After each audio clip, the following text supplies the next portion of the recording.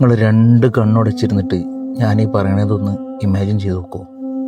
എന്നത്തെയും പോലെ അന്നും നമ്മൾ മൂടി പൊതിച്ച് കിടന്നുറങ്ങി. സുബിൻ്റെ നേരെയപ്പോൾ ഇപ്പയും ഇമ്മയും ഭാര്യയും മക്കളൊക്കെ നമ്മളെ വിളിക്കുന്നുണ്ട്.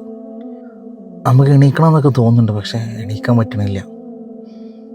പിന്നെ ആ വിളിച്ച ആളുകളൊക്കെ മെല്ലെ മെല്ലെ തേങ്ങാൻ തുടങ്ങി. പിന്നെ അത് പൊട്ടിക്കരച്ചിലായി. ഉറക്കെ ഒരലമുറയിട്ട് കരയാൻ തുടങ്ങി. ഞാൻ പോയിട്ടില്ല എന്ന് പറയാൻ നമുക്ക് തോന്നുന്നുണ്ട്, പക്ഷെ നമുക്ക് പറ്റണില്ല. അപ്പോൾ അവിടെ നിന്ന് ആരോ പറയണത് കേട്ട് ഇന്നലെ രാത്രി ചോറൊക്കെ കഴിച്ച് നല്ലവണ്ണം കിടന്നുറങ്ങിയതാണ്, സൈലൻ്റ് അറ്റാക്ക് ആയിരുന്നല്ലോ എന്ന്. അപ്പോൾ നമുക്ക് പൂതിയുണ്ട്, എടോ ഞാൻ മരിച്ചിട്ടൊന്നുമില്ല എന്ന് പറയാൻ, പക്ഷെ നമ്മളെ കൊണ്ട് പറ്റണില്ല. കുറച്ച് കഴിഞ്ഞപ്പോൾ പള്ളിയിൽ നിന്ന് 2-3 മൊയ്യാക്കന്മാർ വന്നിട്ട് ചുറ്റുകൂടിയിട്ടിരുന്നിട്ട് യാസീൻ ഓതാൻ തുടങ്ങി. അറിയണവരൊക്കെ കൂടുണ്ട്, ഒരൊക്കെ യാസീൻ ഓതി തോർക്കുന്നുണ്ട്.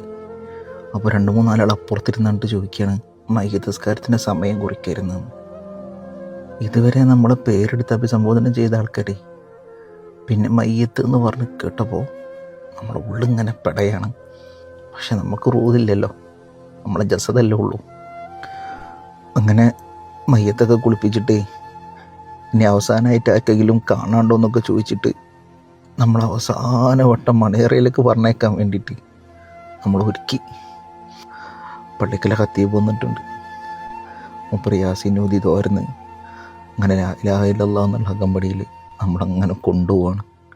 പള്ളിയിലെത്തി നിസ്കാരമൊക്കെ കഴിഞ്ഞ് കുറച്ചാളുകൾ ചായയും ബിസ്ക്കറ്റൊക്കെ തിന്ന് അങ്ങനെ മെല്ലെ പോയി. കുറച്ചാളുകൾ നമ്മളെ മണ്ണറയിലേക്ക് വെക്കണത് നോക്കി നിന്ന്.